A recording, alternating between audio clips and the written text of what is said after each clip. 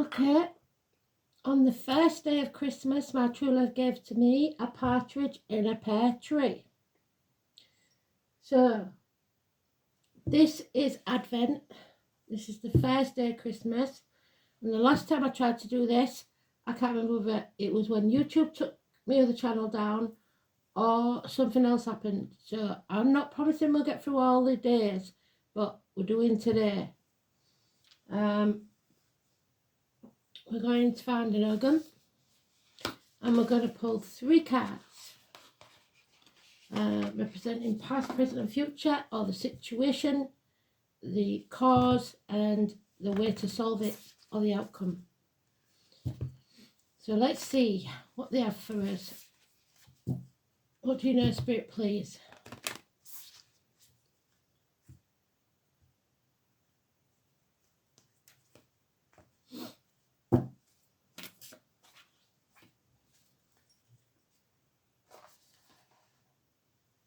And we'll use the vice versa. So 3 cards at random.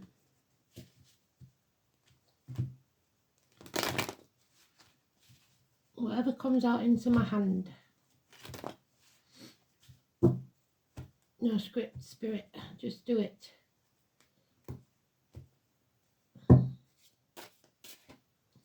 There's the first one. There's the second one.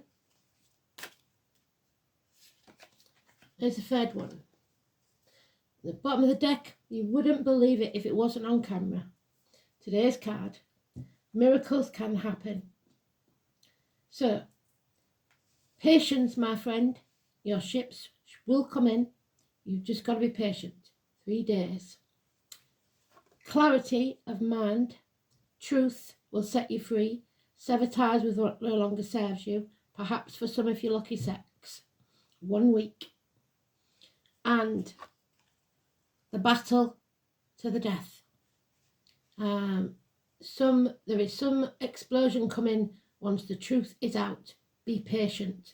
5 days. So, hands, arms, shoulders. The masks are off. The truth being told. A mind is clear. We have the van. Mooing. Going within, introspection, revelations, something coming to light, and depth. So this isn't a shallow thing. This is a deep, all-consuming thing. So, the vine. This could be a long one or a short one. We don't know. The vine, 107.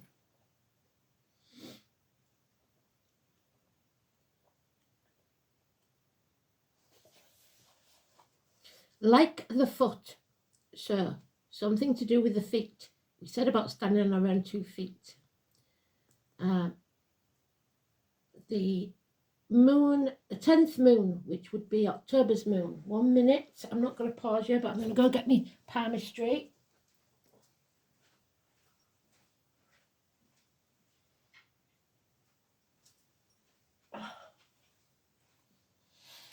The 10th moon. And the joint at the base of the thumb is your free will and the Mars. So, freedom is what we talked about today. The colour is variegated. Speckled, the stone amethyst, the bird, the minitan, titmouse, the goddess Danu and the muses. So the 3 muses, the 3 stages of life, the maiden, the mother and the crone. May the 1st. So the first again, symbols, the spiral. So your DNA, somebody spiraling or realising that you're not going backwards, you're going around and up. The message is one of inspiration. The musical note to listen for is a high G, if you know music.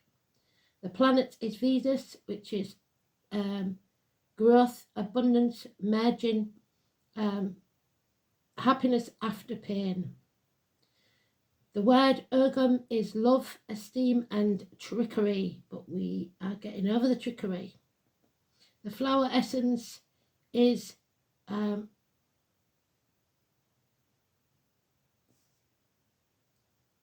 not sure what the plough reference is, it doesn't say. So we've got a long list there, sorry. Love, esteem, trickery, communication, which is Mercury, strongest of power, the path of your voice, use your voice. Back of an ox, so Taurus or the year of the ox. I think that might be the flower essence. Affection of man. So Moon is the 10th consonant. The 10th month is October, so Libra and Scorpio. The 10th house is Capricorn. In Celtic countries, there is a ban on eating blackberries because of the fairies. It is a tree of joy, exhilaration, but also wrath. The vine is also called bramble in Britain, as vine is not native there. It is the vine of Dionysus, the bringer of visions. So you may see something in a dream or a daydream. It is the coming of autumn and the decline of growth that leads to winter's sleep. The seasons include the autumn equinox, which I'm not quite sure when that is because I ain't got the thing in front of me. The fruit of the dream wild in the introspective sleep of the turn of the year. So as the year turns, so I would say New Year's Eve maybe, dreams are important. Vine is a symbol of the intertwining of the conscious and the unconscious mind. It is a sign of liberation from inhibitions, so freedom. It is gentle and systematic release from the constraints of your logic and rationality. Moon is divine inspiration and channeled creativity. Vine tells you that the inner key to your problems awaits an inspired solution, a miracle. The truth is shining from within, from beyond you. You are challenged to follow your intuition. Common names for blackberry are bramble, cloudberry, dewberry, goutberry, high blackberry, and thimbleberry. Blackberry is a trailing perennial. It's very invasive in my country. And the slender branches feature sharp prickles. The leaves are finely hairy, each bearing 3 leaflets. The white five-petal flower appears from June to September. It grows in dry and sandy soil, along woodland hedges, in hedgerows, and along roadsides. Blackberry leaves and roots are long-standing home remedy for cholera, anemia, so if you're suffering lack of iron, and for regulating menses, diarrhea and dysentery.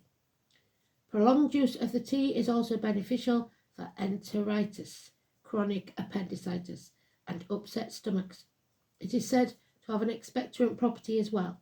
The fruit and juice are taken for anemia, and using a standard infusion can be applied externally as a lotion, reported to have good for psoriasis and social conditions of the skin. I am a hill of poetry. I have been a spotted snake. This year is the year of the snake on the hill. I am a skilled artist. Of this moon, Amagan sings, I am the hill of skilled ones. Those who follow a creative path in early Ireland were called the people of skill. Now in the tarot, the people of skill are the suit of wands, the fire signs. This includes those who attended bardic schools and learned to apply their skills to the service of their tradition. So tradition is strong, it was mentioned today.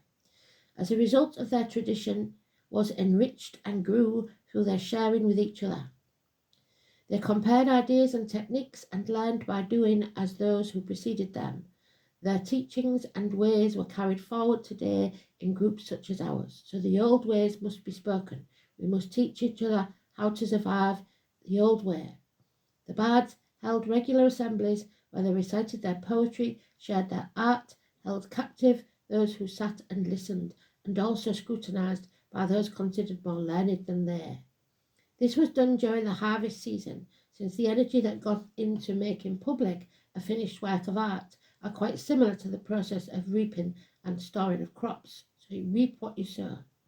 All living creatures are preparing for the coming season of death, storing food, preparing down powering down or travelling to warmer regions. We, who are human enough, imitate them on a deeper level by sharing the results of our creativity, which serve as food for the soul. Of course, there are many different types of creative activities in a human community and many different ways in which they may be shared. As the moon waxes, which it is doing now, we gather what we have learned well, which we can speak of clearly, and get ourselves ready to be blown once more by the sun wind that breathes the creative spirit into us during the ash moon, now ready to show the results of our creativity.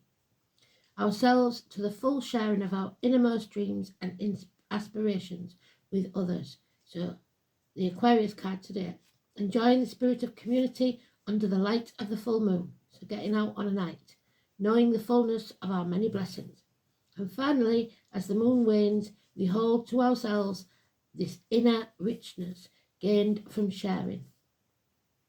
Hey, the gift, ho, the gift, there's the gift from Spirit, the gift of the living. Queen of the dawn, queen of the clouds, queen of the planets, queen of the stars, queen of the rain, queen of the dew, queen of the well, queen of the sky, queen of the flame, queen of the light, queen of the sphere, queen of the globe, queen of the elements, queen of the heavens, queen of the moon, queen of the sun. That covers all suits. On this earth, in the air, through the fire, by the water, I am ecstasy, the vine moon's daughter. 9 muses, they talk of, not just 3 now. The 9 musics of the Greek goddesses of inspiration, learning, and arts and culture. According to Hesiod's Theogony, Zeus lay with Mnemosyne memory for 9 days. So for 9 days we will be looking back at the past. And she gave birth to the Muses, who rejoiced in the bright dancing places on Mount Helicon. So from the past, something is birthed. 9 voices united in song. In ancient times, all learning was under the patronage of the Muses, and they were the inspirers of poetry, music, and art. So Pisces. It was common for schools to have a shrine to the Muses, and any place dedicated to them was known as a museum, the source for the word museum. When Plato founded the Academy, he dedicated a shrine to the goddess of learning. Aristotle's school, the Peripatus, also possessed a shrine which contained statues of the Muses. The famous Museum of Alexandria, so the name Alexander could be important, founded by Ptolemy, was a temple of learning dedicated to Muses. I believe Oxford and Cambridge do have statues of that kind. Before poets or storytelling would recite their work, it was customary for them to first invoke the inspiration and the protection of the Muses. Danu is also known as Danon, the Irish Dana, the Greek Dion, and the Welsh Don. And Dion was mentioned as in Dion Warwick in the Reed, so maybe that's important. She is also called Mother of the Gods, so mother's important. Great Mother and Moon Goddess. Her name means teacher and wisdom. It is said that Danu is the power of the land, never to be overcome by mortals. Her power is in the imagination of those who see magic in the twilight mist between the worlds. Her powerful presence can aid you in achieving anything you desire, especially motherhood, fertility, healing of the children, magic, and anything creative. As Mother of Gods, she was patron goddess of the Tuatha De Danann. The Tuatha De Danann, the people of the goddess Danu, became the gods and goddesses of the sons of Mill. So, millers, maybe. After they're driven underground, the Tuatha De Danann became known as the Fae and were said to inhabit the Sidhe. It is a magical place beneath the large bounds of Ireland. Danu is not only the fairy queen, she is also the goddess of water. Her name appears all across Europe, the Danube, the Denmark, and the Don River. In the beginning, it is said that she watered the first oak tree, and from the heavens, and granted life to the earth, so Mother Earth. And from that tree fell 2 acorns. There we have them, right on cue, which grew to be Dagda and Brigid. The swan is symbolic of her, representing purity of the female and the gracefulness of motherhood.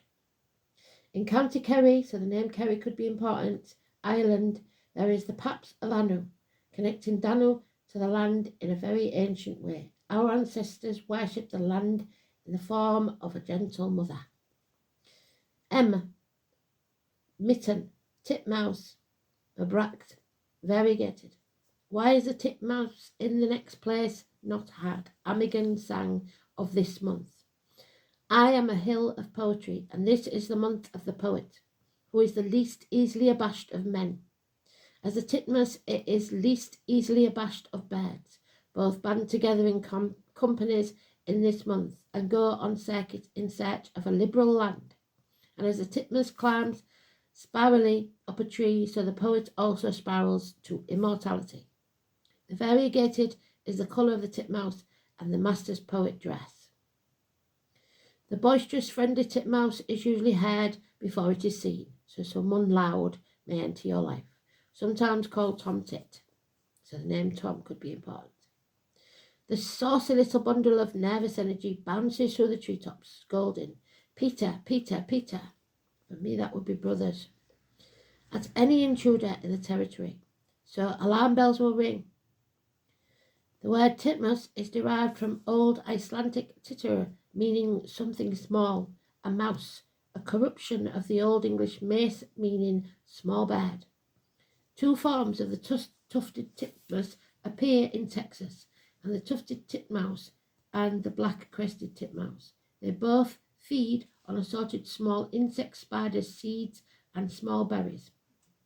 And believe it or not, I found a caterpillar in my kitchen today, which is quite strange. They form long-term pair bonds, and the male feeds his mate through the breeding season while she incubates the eggs. So someone may be incubating a child. The tufted titmouse can be quite acrobatic as it searches for insects. It is often seen hanging upside down from branches and can be seen descending the trunk of a tree in a spiraling pattern. The amethyst is a powerful crystal, a purple one usually, and has a wide range of metaphysical uses. Amethyst is said to bring serenity. We talked about serenity and peace today. It has been called the stone of contentment and is soothing and calming. This makes it a good stone for meditation. Talked about that as well. Its shielding power can ward off negative energies while attracting and amplifying positive ones. Amethyst is a good stone to help you cope with sadness and grief. It's the only one I haven't got. It provokes honesty and uprightness, and this makes amethyst a good stone for those people in the business world, so everyone can benefit from its effects. Amethyst also stimulates your inspiration. It can help you assimilate new ideas and can help open pathways to your true higher self. Stand in your truth. This makes a good stone for those seeking spiritual growth. In antiquity, the word amethyst was indiscriminately applied to almost any purple gemstone, including purple garnet and purple sapphire. The word means not drunken, because purple stones are credited with the ability to keep drinkers sober, no matter how much wine they consume. So, stay sober, stay clear of mind. A late myth describes amethyst as a nymph who loved the wine god, and when he scorned her, amethyst withered and hardened into a stone that would always oppose the effects of wine. So someone may turn to stone, not want to connect with you at all. But this is about communication, and there's no way out of it. This is something that's invasive, that you've been patient about, but now you're going to have to stand up against it. Thanks for listening. Hope you enjoyed that. I'll try and do another one tomorrow.